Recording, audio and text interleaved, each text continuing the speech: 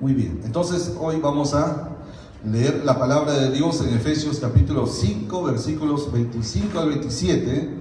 Y mi tema de hoy se llama La Iglesia Gloriosa de Jesucristo. Amén. ¿Cómo se llama el tema de hoy? La Iglesia Gloriosa de Jesucristo. Amén. Entonces vamos a leer el versículo 25 al 27, aunque nos vamos a concentrar específicamente en el 27. Dice así: Maridos, amad a vuestras mujeres, así como Cristo amó a la iglesia y se entregó a sí mismo por ella, para santificarla, habiéndola purificado en el lavamiento del agua por la palabra. ¿Cómo fue santificada, lavada la iglesia? Por medio de la palabra. Purificado por medio de la palabra. Muy bien. Versículo 27. Hay un propósito de esa santificación. Hay un propósito por el cual el Señor se entregó por ella, por la iglesia. Hay un propósito por el cual el Señor ha purificado a la iglesia por medio del lavamiento del agua por la palabra. ¿Cuál es ese propósito? Nos dice el versículo 27. A fin de, o sea, con el propósito de presentársela a sí mismo, una iglesia gloriosa, que no tuviese mancha, ni arruga, ni cosa semejante, sino que fuese santa y sin mancha. Una vez más, a fin de presentársela a sí mismo, una iglesia gloriosa, que no tuviese mancha, ni arruga, ni cosa semejante, sino que fuese santa y sin mancha. Amén. Amén. Gloria al Señor. Vamos a sentarnos. Ya hemos orado por eso. Ahora por la palabra. Entonces el tema es la iglesia gloriosa de Jesucristo. No una, sino la iglesia gloriosa de Jesucristo. Mire lo que está escrito aquí. Lo que acabamos de leer es el corazón del Señor Jesús para su iglesia. Eso es lo que el Señor espera de su iglesia. Es lo que el Señor Jesús demanda de su iglesia. Y es lo que el Señor Jesús está preparando, porque dice a fin de presentársela a sí mismo. O sea, dice que Él mismo se va a presentar a sí mismo, a su iglesia. Y la iglesia, en este pasaje, entendemos, es la novia de Cristo, que va a ser la que viene a las bodas del Cordero, ¿verdad? ¿Ok? Entonces, esa novia, que ha de presentarse para esas bodas, ¿cómo debe ser la novia? Cuando hay un matrimonio, la figura central de todo el matrimonio, ¿verdad? No es la cena, no es el pastel, no es el local, ¿verdad? No son los invitados, no son las damas de honor, ¿verdad? Así se vista con el traje más elegante que la novia. Igual, así, el centro de toda boda, ¿cuál es? La novia. La novia, que todos quieren ver a la novia, ¿sí o no? ¿Verdad? Cómo se viste la novia, cómo se preparó la novia, cómo llegó la novia, aunque llegue tarde, como siempre. Aunque sí, se demore, aunque tome todo el tiempo para arreglarse, pero el centro de todo es la novia, ¿no? Así el Señor está poniendo su atención en la novia. El Señor en este tiempo está preparando a su novia. Su novia es la iglesia, pues. La iglesia, ¿no? ¿Ya? Entonces, y la iglesia somos nosotros. ¿Ya? La iglesia, nosotros los hombres no somos novias, sino que todos nosotros los que hemos nacido de nuevo somos parte de la iglesia. La iglesia es la novia del Cordero. ¿Ok? ¿Ya? Entonces, viene un día, porque aquí dice que Él la está preparando, ¿verdad? Para presentársela a sí mismo. Ahora, ¿cómo será ese día? ¿Cómo debe estar la iglesia para el día que el Señor venga? Gloriosa. Gloriosa. Gloriosa, ¿no? Santa, sin arrugas. Santa, sin mancha, sin arrugas. A ver las hermanas que tienen. Hay que comprarse productos de. Dice el Señor que viene por una iglesia sin mancha y sin arrugas. No está hablando de ese tipo de arrugas, ¿no? Algunos están poniendo así.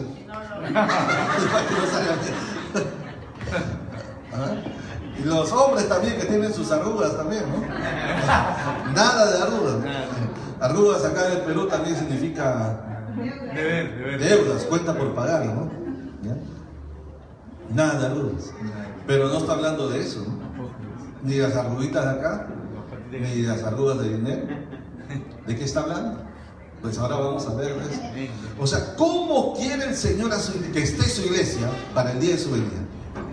Porque imagínense el novio esperando a la novia, y la novia, ¿verdad?, se demora, y se supone que si se demoró tanto es porque debe venir pues esplendorosa, ¿no? Por algo se está demorando, ¿no? Pero llega toda alborotada, desgreñada. Para colmo, en el camino llovió y se cayó en el charco, se manchó todo el vestido. Por más elegante, lujoso, blanquito que sea, en el charco ya se manchó. Encima estaban pasando, corriendo unos perritos por ahí, le arrugaron, le arañaron todo el vestido. Imagínense un matrimonio así. ¿Cómo se vería? Terrible, ¿no? Desmerece, ¿no? O sea, ese no es el matrimonio ideal, ese no es la boda de los sueños, ¿no? Claro que no. Por eso el Señor está cuidando todos los detalles para presentarse a sí mismo una iglesia gloriosa. Vamos a hablar de eso, vamos a ver un poquito acerca de esto, ¿sí? Entonces vamos por el versículo 27. Versículo 27 dice: a fin de presentársela a sí mismo. ¿A quién se va a presentar? Una iglesia. Generalmente hablemos de la iglesia. La iglesia. ¿Qué significa la palabra iglesia?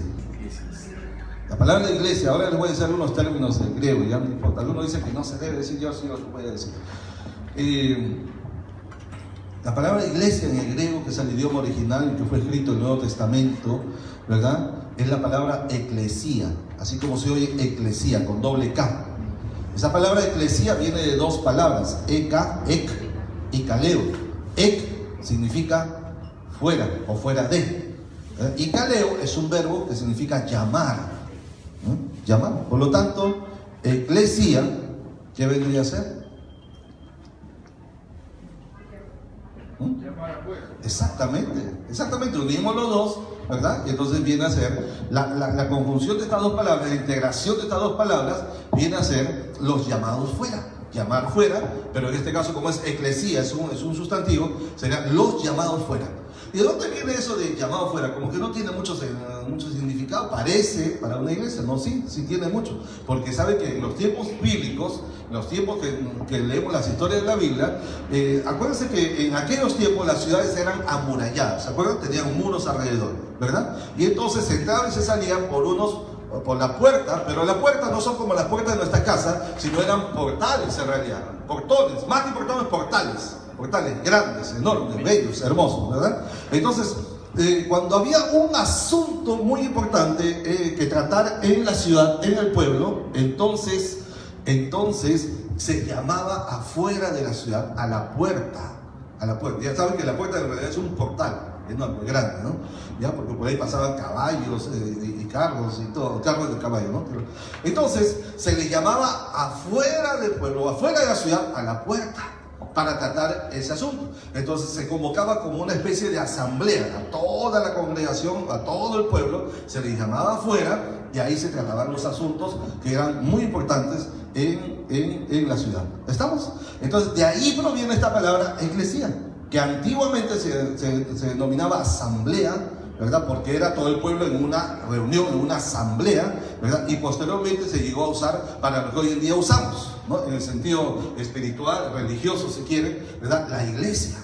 ¿Estamos? Entonces la iglesia es la congregación de los llamados fuera. Ok, pero ¿fuera de qué? Porque hoy en día no tenemos, nuestras ciudades no tienen muros como antes. Entonces, ¿fuera de qué? Exactamente, ¿verdad? Somos los llamados fuera de este mundo. No es que nos vamos a salir del mundo y vamos a meternos en un monasterio, en un templo, encerrarnos ahí. No se refiere a eso. Se refiere en el sentido de no participar de la mundanalidad, de la inmundicia, de la corrupción, de la maldad, de la pecaminosidad que hay en este mundo. Por eso el Señor Jesús, cuando oró por nosotros en Juan 17, Él dijo: Señor Padre, no te ruego que los quites del mundo, sino que los guardes del mal. Entonces, es decir, vivimos en este mundo, no somos de este mundo, pero estamos en este mundo aún. Y mientras que estamos en este mundo, somos llamados a estar fuera de la corrupción, del pecado, de la maldad. ¿Se entiende, verdad? ¿Ya? En ese sentido somos la iglesia, los llamados fuera. ¿Eh?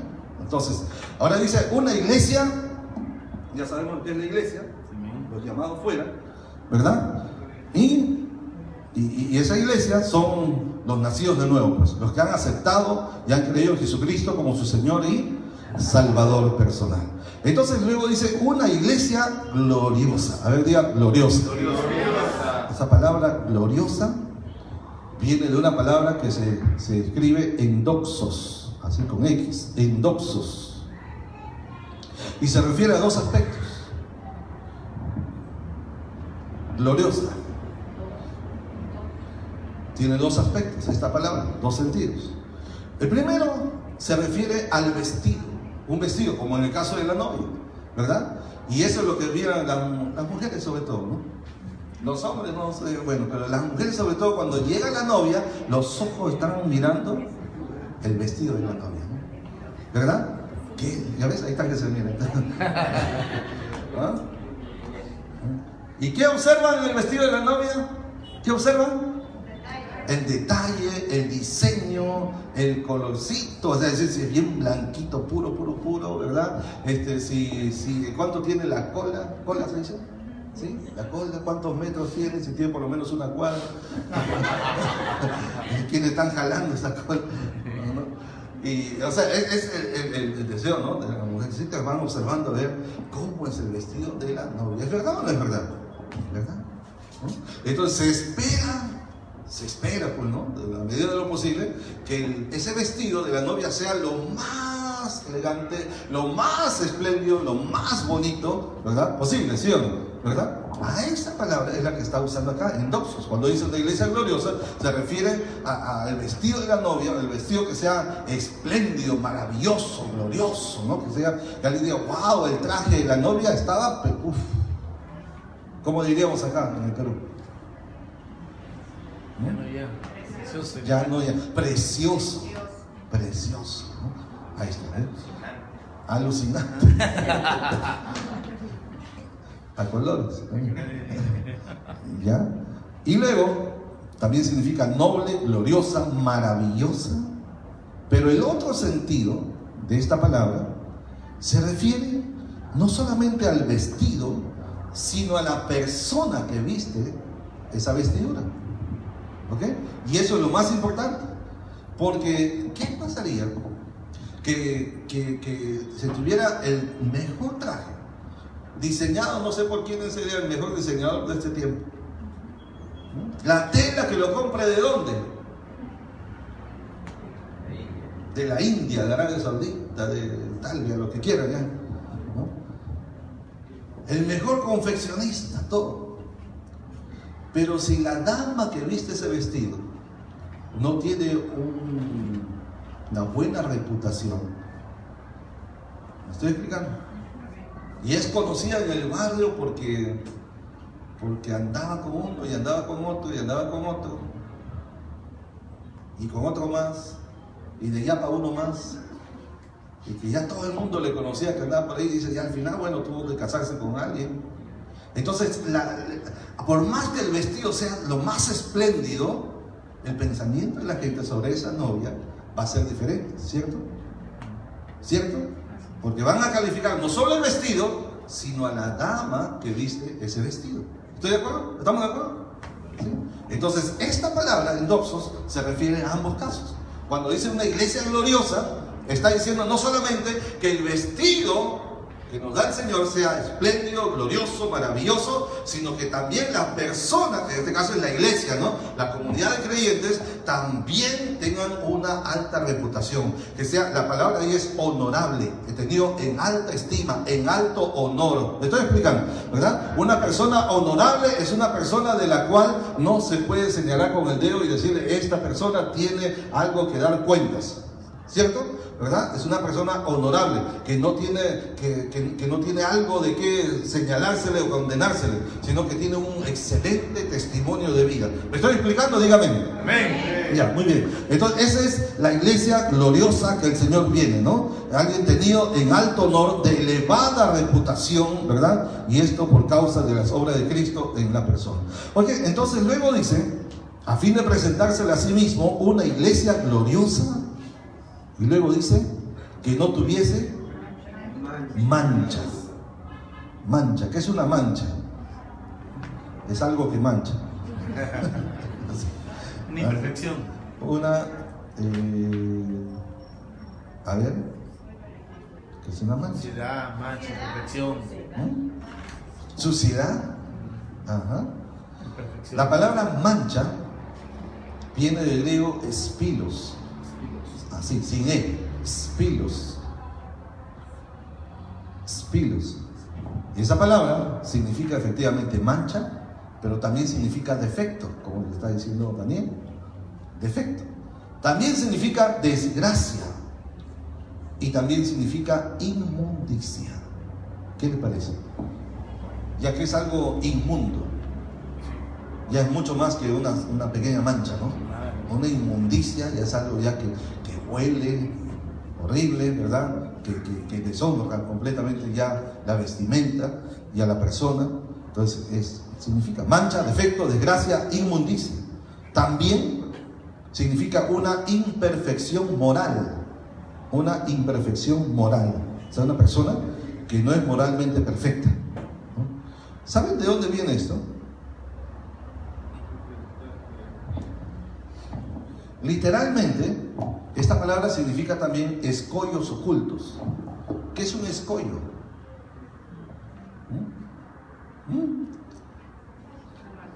No. Pecado. No es algo natural, es algo de la naturaleza. Escollo. Escollos ocultos. Para entenderlo, más fácil es, mira, imagínense en el mar un barco navegando sobre el mar. ¿Estamos? Está navegando sobre el mar y lo único que se ve es agua, olas, ¿verdad? Y sigue navegando, pero de pronto golpea con algo que no vio, ¿no? Y da contra la proa es lo que va adelante, ¿verdad? Y se parte el casco de la nave y el agua comienza a ingresar, ¿verdad? ¿Qué pasó? Golpeó contra un escollo oculto. ¿Ya tienen una idea de qué es un escollo? ¿Sí? ¿Ya? Entonces, ¿se acuerdan del Titanic? ¿Sí? Ese barco lujoso que el día que lo inauguraron, ¿no? Y dijo el que lo construyó, el fabricante dijo, este barco es tan seguro que ni Dios lo puede romper, ¿no? Y ese primer viaje se quebró completamente, ¿no? Porque desafiaron al Señor. Bueno, eso es un escollo oculto. ¿Y qué viene a significar? Miren, viene a significar, se habla figurativamente de una persona que como ese barco todo se ve, como el mar todo se ve bien, pero adentro tiene algo escondido, oculto. Entonces, una persona que por fuera aparenta, parece piadoso, parece santo, parece consagrado, por fuera parece una persona sana, una persona íntegra. Usted conocerá cuánta gente, ¿verdad?, de cuello blanco, ¿verdad? Gente que dice, o la gente habla de él, dice, wow, qué buen padre, qué buen hombre, ¿no? Qué cariñoso con sus hijos y qué responsable, trabajador, ¿verdad?, etcétera. Pero de pronto, o sea, nadie le conocía su vida, pero de pronto un día sale con unas, ¿cómo se llama eso que le ponen en las manos? Marrocas, grilletes, esposas, ¿verdad?, enmarrocado, lo llevan al juicio o a la cárcel, ¿no? ¿Por qué? Porque tenía oculto alguna inmoralidad, ¿no?, de corrupción, de lo que sea, ¿no? Un hombre que siempre conoció una familia, todos le conocían su familia, y de pronto aparece que tenía otra familia por otro lado. O sea, que no solamente tenía la familia, ¿cómo diríamos?, la legal, sino que tenía otra, ¿no? La titular tenía otra suplente, ¿cómo es eso? Auxiliar, ¿cómo llaman eso? Eso suena feo. Ya, pero tenía, ¿no? O como dijo Dani, a uno que le encontraron, que era de esas televisoras, y entonces le dijeron que tenía otro canal. Él era dueño de un canal, pero dijeron que él tenía otro canal aparte de este, ¿no? ¿Sí entienden, no? Entonces, eso es lo que se está refiriendo acá, ¿ya? Cuando dice sin mancha, está hablando de personas que no deben tener una doble moral, una doble vida. Es decir, gente íntegra, gente que así como se muestra delante de los demás, así también es cuando los ojos no lo ven. ¿verdad? Y así como somos, así como nos vemos, así tenemos que ser en cualquier lugar. Que no tiene una vida acá, pero otra vida allá. Que tiene una personalidad aquí y una personalidad en otro lugar. Me estoy explicando, ¿verdad? Está hablando de integridad, de no estar partido, no estar dividido en cuanto a lo moral. Es decir, que lo que somos, somos en cualquier lugar. Somos transparentes, somos íntegros, somos sanos, somos santos. Quizás no perfectos, pero somos sanos. Un corazón sano, un corazón limpio, una vida limpia, transparente, delante de Dios y delante de los hombres. Cuando dice sin mancha, se refiere a personas que aparentan, que parecen, que tienen toda la apariencia de piedad, como dice la Biblia, pero que en el fondo tienen sus escollos ocultos, o sea, sus pecados, su inmundicia, su cochinadita, su suciedad, su guardado, ¿su qué? ¿Cómo no escuchan?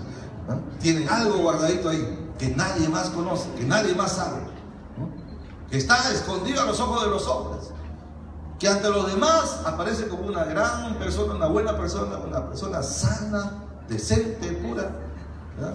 Pero afuera resulta que tenía algo escondido, un escollo oculto. Exactamente. A eso se refiere la iglesia de Jesucristo.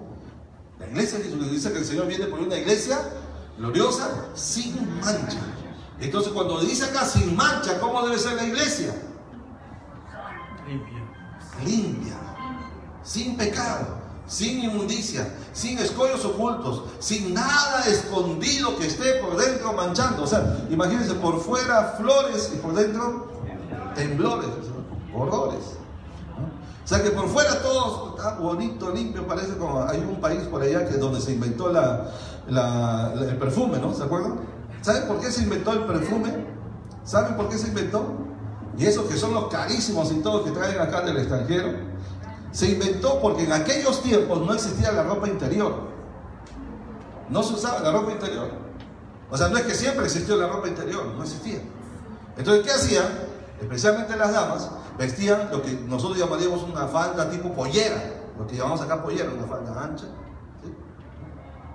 Y después, cuando ya más o menos olían, se ponían otra encima, ¿sí? Y entonces, cuando ya pasaba el tiempo, ponían otra encima, y otra encima, y otra encima, hasta cuando ya pesaba mucho, ya tenían que cambiar todo.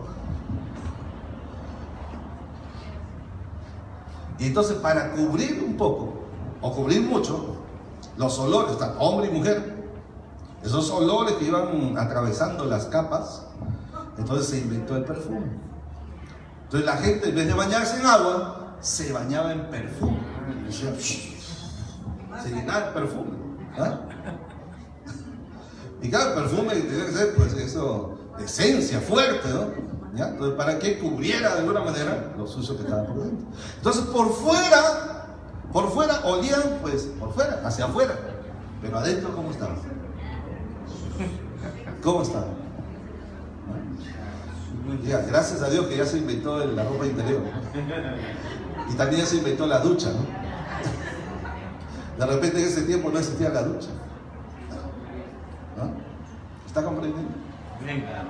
Entonces, es la misma imagen, que hacia afuera se presentan flores, aromas, ¿no? Perfume, todo hacia afuera.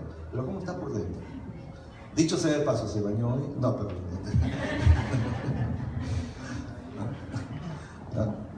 Pero dice, sin mancha, espilos, escollos ocultos. No debe haber en nosotros nada guardado, nada. Porque si hay algo oculto, entonces esa no es la iglesia de Jesucristo. La iglesia que Cristo está preparando, ¿verdad? Porque dice, para presentarse a sí mismo, es una iglesia gloriosa, sin mancha, es decir, sin pecado. Sin pecados guardados, sin pecados ocultos, sin pecados sin confesar, sin pecados que no se hayan tratado. ¿Ok? Está bien, no estamos diciendo que uno nunca pueda pecar. Sí, podemos fallar, podemos errar, podemos pecar, pero no debemos guardar ese pecado, ¿verdad? Hay que apartarse del pecado, hay que confesar el pecado, hay que renunciar al pecado para que esa mancha se quite de nuestra vida. Amén. Amén. Miren lo que escribió acá, se refiere a gente que aparenta estar bien por fuera, pero que al estar contaminados con inmundicia por dentro, pueden pervertir la conducta moral de los santos por el contacto con ellos. ¿No? O sea, eso quiere decir, aquellas personas hasta podrían estar en una congregación, en una iglesia local, ¿no? Y por fuera aparentan lo más bien, lo más sanos, hasta pueden estar dirigiendo alguna parte de la iglesia, pueden estar sirviendo en algo, pero si están contaminados, dígame, las cosas inmundas, ¿se transmiten o no se transmiten? Contaminan, ¿cierto? ¿Verdad? Entonces, personas que están en esa condición y no se arrepienten y continúan guardando eso, al contacto con otros hermanos pueden contaminar. Por eso que el Señor mismo se está encargando de santificar a su iglesia, de preparar a su iglesia, ¿verdad? Pero una iglesia gloriosa, sin mancha, sin mancha. Y cuando decimos sin mancha, es sin pecado, sin nada oculto, sin escollos ocultos. ¿Estamos? Amén. Esa es la iglesia por la cual el Señor viene y esa es la iglesia que se va con Él. Amén. Amén. Amén. Ahora hablemos del otro, porque dice sin mancha y sin arruga, ¿no? Ahora, ¿qué significa la arruga? La palabra arruga aquí significa un pliegue, un pliegue. ¿Han visto los pantalones? Este pantalón creo que no tiene pliegue, ¿no? Pero hay unos pantalones que usted ha visto. Pisas, es así, ¿no? Un pliegue, ¿sí? ¿Verdad? O puede tener dos pliegues, ¿no? Ya, entonces ya no es firme, sino que está con un pliegue, o sea, ya no está liso. Ajá, gracias. Ya no está liso. Ya se deformó lo que estaba liso, ¿verdad? Es un pliegue. También significa una arruga en la parte frontal del rostro. Puede ser en la frente y especialmente en la cara. ¿Ya? A eso se refiere. ¿Sí? Una arruga en el rostro. Claro, con el tiempo, ya los que antes teníamos 15, 18 años, cuando ya tenemos un poquito más, ya el rostro no es igual, ¿no? No es igual, ¿no? Por eso algunos hacen eso. A que no se note todo. Pero eso es natural, ¿sí? Eso es natural, normal, no se puede evitar con el tiempo que vayan apareciendo algunas arruguitas, ¿ya? Pero esta palabra se refiere sin arruga. El otro sentido de esta palabra es contracción, perdón, contraer. ¿Qué significa contraer?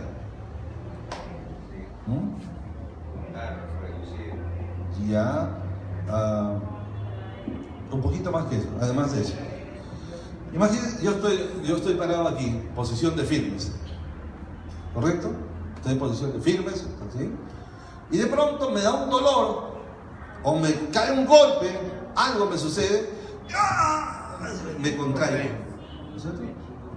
Me doblo, hay una contracción, ¿sí? Por eso las mujeres cuando van a dar a luz, antes de eso, tienen contracciones, les quiebra, les dobla, ¿no? El dolor tan intenso que es, solo las madres pueden saber cuánto dolor es eso, pero esas contracciones van en aumento, ¿no? La intensidad, más y más y más, parece que ya no se va a soportar, ¿verdad? Y hasta que ya nace el bebé, ¿no? ¿Se acuerdan los niños de ustedes? ¿Se acuerdan? ¿No? Imagínense.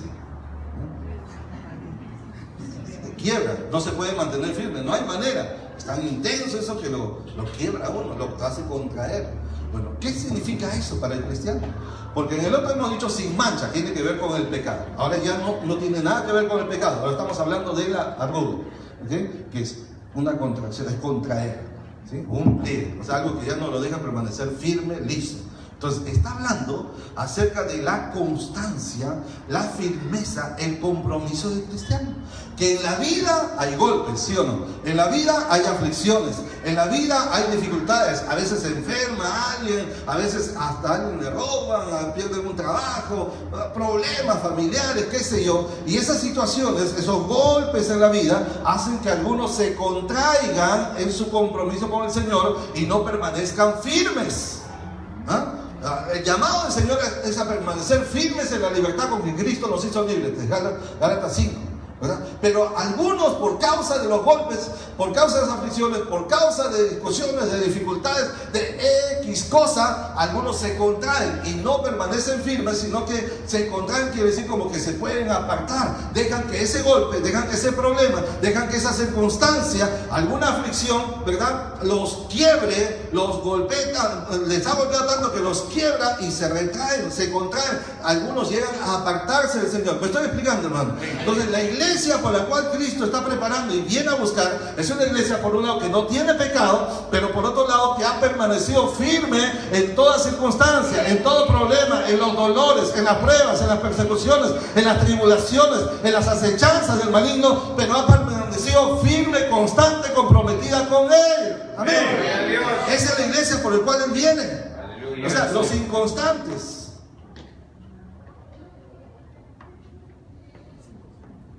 ¿Van o no van? Porque aquí está diciendo, sin arruga.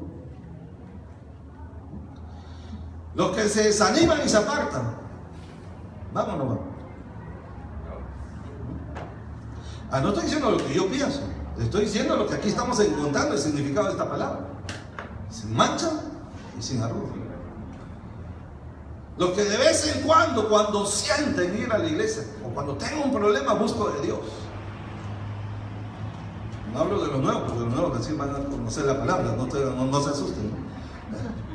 Pero ya estamos hablando de gente que ya conoce la palabra, están entendiendo bien lo que estoy diciendo. ¿La vida es fácil? No.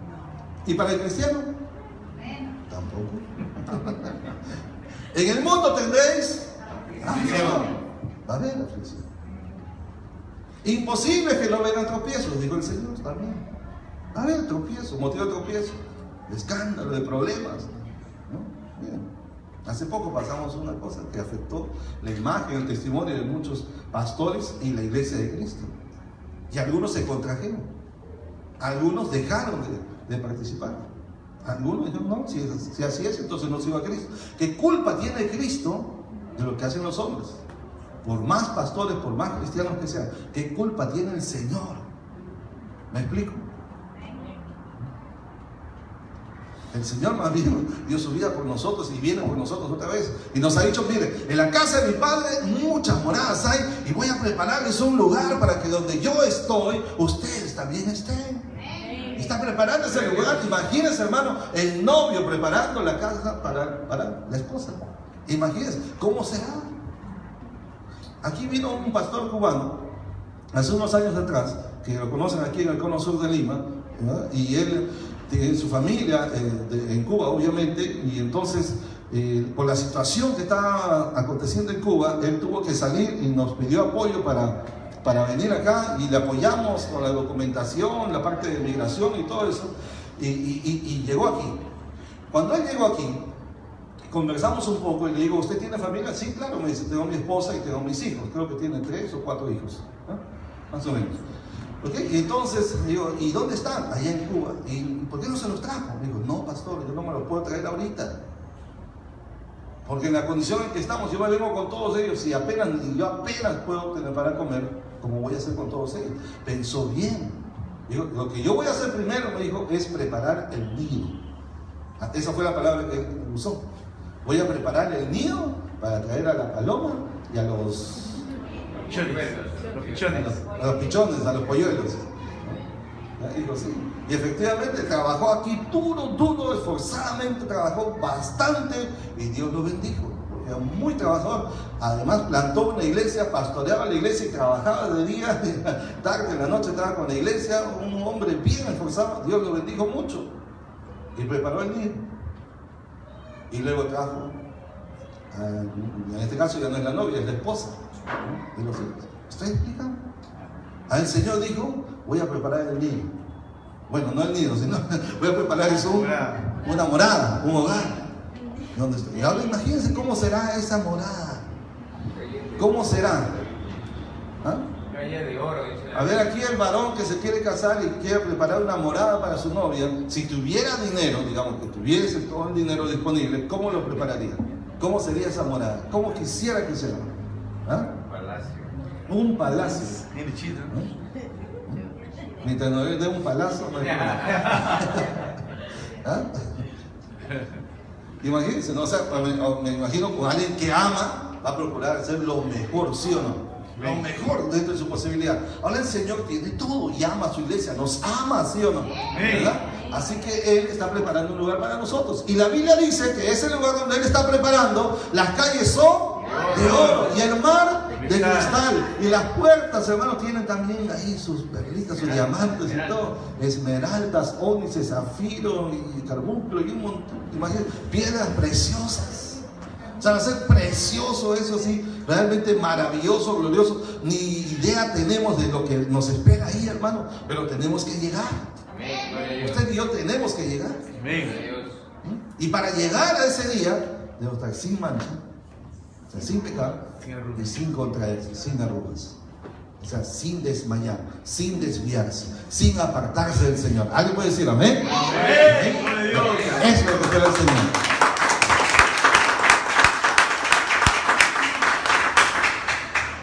O sea, cuando dice sin arruga, quiere decir alguien que no se mantuvo firme. ¿Ya? Ahora, nosotros no somos de esos. Yo no soy de esos, digan. Yo no soy de esos. Nosotros somos de los que perseveramos. Y seguimos adelante.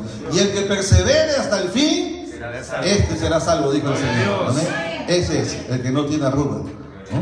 Y para terminar, leamos otra vez, a fin de presentársela a sí mismo, una iglesia gloriosa, que no tuviese mancha, ni arruga, ni cosa semejante. ¿Qué más? Sino que fuese santa y sin mancha. Y como ya hablamos de mancha, ahora hablemos de santa, ¿verdad? Sino que fuese santa. La palabra santa viene del griego agios, con H, agios, con G también. Significa sagrado, físicamente puro, moralmente irreprensible, ceremonialmente consagrado, una cosa santa, santo. Eso significa esta palabra, una iglesia santa. Sagrado, físicamente puro, moralmente irreprensible, ceremonialmente consagrado, una cosa santa. A ver, los que leemos la Biblia sabemos que en el Antiguo Testamento, en todo el mobiliario del templo, los muebles y todos los utensilios del templo, ¿verdad? Y aún cuando estaba el tabernáculo, que era un templo portátil, ambulante, todos los utensilios que se usaban ahí eran de uso sagrado. Y cuando decimos sagrado, quiere decir que se consagraban, se dedicaban para uso exclusivo del servicio de Dios.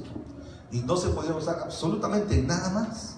Era tan sagrado para Dios que inclusive Dios había designado a ciertas personas que eran los únicos que podían hacer uso de esos utensilios, de esos muebles. ¿Se acuerdan, verdad? Está en la Biblia. Inclusive las personas que iban a usar esos utensilios, esos muebles, ¿verdad? Ellos tenían que consagrarse, purificarse. Pasaban 3 días en purificación, lavándose el cuerpo, los vestidos, ¿verdad? En agua, y pasando todo un proceso de purificación. En esos días no podían contaminarse, no podían tocar muertos, no podían tocar cosas inmundas y cosas como esas. Era un proceso de santificación porque iban a servir en el altar, en el templo de Dios, dándonos a entender que las cosas de Dios debemos darle el máximo honor y el máximo respeto de reverencia, ¿verdad? Para Dios. Y estas cosas que estaban en el altar no se podían usar para ninguna otra cosa. Así sea una taza, no podían llevárselo para tomar un té en su hogar, con su familia. No podía, era solamente para... Inclusive, usted puede leer en el libro de Números, que si una persona que no había sido establecida por Dios se atrevía a tocar, aún a ver, porque en el tiempo del tabernáculo, ese templo movible, cuando andaba por el desierto, los sacerdotes tenían que encargarse, ¿verdad?, de cubrir todos los utensilios, cubrir completamente todo. Y una vez cubierto, ¿verdad?, empaquetado, digamos, entonces venían otros consagrados para llevar, cargar eso, pero sin mirar. Si miraban, solamente miraban las cosas santas, morían. Y si tocaban las cosas santas, morían. No porque Dios sea malo, Dios les había advertido que no debían tocar. Ya morían por su desobediencia, por su curiosidad. ¿Me estoy explicando? ¿Verdad? Entonces, ¿qué nos hace ver esto? Que las cosas de Dios se deben guardar solo para Dios. Por eso ya eso hemos explicado muchas veces. Todo lo que está consagrado para Dios solamente sirve para uso de Dios, de la iglesia de Dios. Ahora, hablando aquí de la iglesia, aquí de la iglesia está hablando una iglesia santa, sin mancha. Entonces quiere decir que las personas somos la iglesia. Entonces, ¿cómo debemos estar las personas? Si hablamos que los objetos son dedicados únicamente para Dios, significa que también nuestra vida en esta tierra, sobre esta tierra, debe ser únicamente para Dios. O sea, no fuimos creados para el deleite de las cosas temporales de este mundo. Lo que dice en hebreo, ¿no? Los deleites temporales del pecado. Nuestro cuerpo no fue creado para la fornicación, dice Pablo. Y quiere decir las inmoralidades sexuales de este mundo. No fuimos creados para participar de las vanidades de este mundo. No sé si me estoy dando a entender. No queremos caer en la exageración ni en el fanatismo tampoco, ¿no? Usted me entiende, o sea, aquí las damas no tienen ningún problema de arreglarse, no tienen ningún problema de embellecerse, mientras que no caigan en exceso, ¿no? En exceso no hay ningún problema, acá no tenemos esa dificultad. O sea, no estamos hablando por ahí. Estamos hablando de que nuestro corazón, nuestra vida, hasta nuestra vestimenta también, por supuesto, todo sea de una manera agradable, sea pura, sea santa, sea consagrada para Dios. Que todo lo que hagamos sea pensando y con la actitud de que lo que hagamos sea agradable, ¿verdad? Sea aceptable delante de los ojos de Dios. ¿Sí? Entonces, eso significa mucho más que un servicio, mucho más que una ofrenda, ¿verdad? Porque uno puede tener la ofrenda, ya lo entendemos, pero más que eso es nuestra vida delante de Dios. Entonces, el Señor, que dice que está preparando su iglesia, ¿verdad? Para presentársela a sí mismo. Entonces dice, esta iglesia es una iglesia gloriosa, que no tenga mancha, está hablando del pecado, la inmundicia, las cosas que contaminan, ¿verdad? En la carne, en el espíritu, pero también está hablando de la arruga, que habla de la contracción, quiere decir mantenernos firmes y constantes en nuestra fe, en nuestro compromiso con Dios, y luego nos habla que esa iglesia debe ser santa, santa. O sea, sin participación. Santo significa separado de, apartado de, pero también significa dedicado a, y eso es la consagración.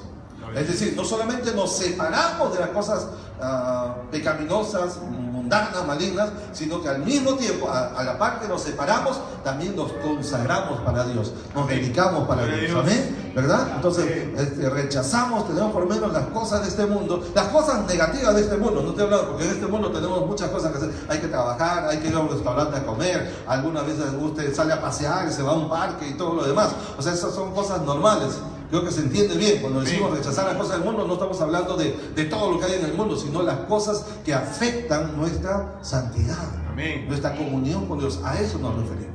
Amén. Y esa es la iglesia que el Señor está viniendo a recoger, a llevar. Y es la iglesia que le está preparando. Entonces, para resumir y para terminar, tres características que debe tener la iglesia que Cristo está preparando y viene a llevar. Número 1 es sin mancha. Número 2, sin arruga. Número 3, santa, ¿verdad? Y entonces la iglesia sin mancha, es decir, sin pecado, ¿verdad? Sin cosas guardadas, sin escollos ocultos, sin pecados escondidos. La iglesia sin arrugas. Es la iglesia que se mantiene firme, constante, que persevera hasta el fin. Aunque unos se desaniman, aunque otros se desalientan, unos se desvían, otros pueden volver atrás, pero la iglesia gloriosa de Jesucristo es la que permanece y sigue adelante a paso de vencedores, siempre victoriosos en Cristo. Amén. Y es una iglesia santa que ha aprendido a decirle no al pecado. Gloria a Dios. Y ha renunciado, como dice Pablo, nosotros renunciamos a todo lo oculto y vergonzoso. Y ha renunciado a todo lo que contamina, ¿verdad? Y se ha consagrado para Dios. Y dice, cada día, cada instante, cada paso que da, cada pensamiento que tiene, dice, esto lo hago por causa de mi Señor, para agradar a mi Señor. Vivimos para Dios, caminamos para Dios, pensamos en Dios. Toda nuestra vida debe estar centrada en Él, en Jesucristo, aquel que dio su vida por nosotros. Entonces esa es la iglesia gloriosa de Jesucristo. Amén. Amén. Vamos a ponernos de pie ahora y vamos a agradecer a nuestro Dios por su palabra. que esta es la iglesia gloriosa de Jesucristo que Él viene a llevar. ¿Qué tal si despedimos a nuestros hermanos del Facebook, nuestros amigos que nos escuchan ahí en el internet, y démosle un aplauso, ¿verdad? Desde la Iglesia Cristiana Internacional Morón. Que Dios los bendiga. Amén. Amén. Y ahora nosotros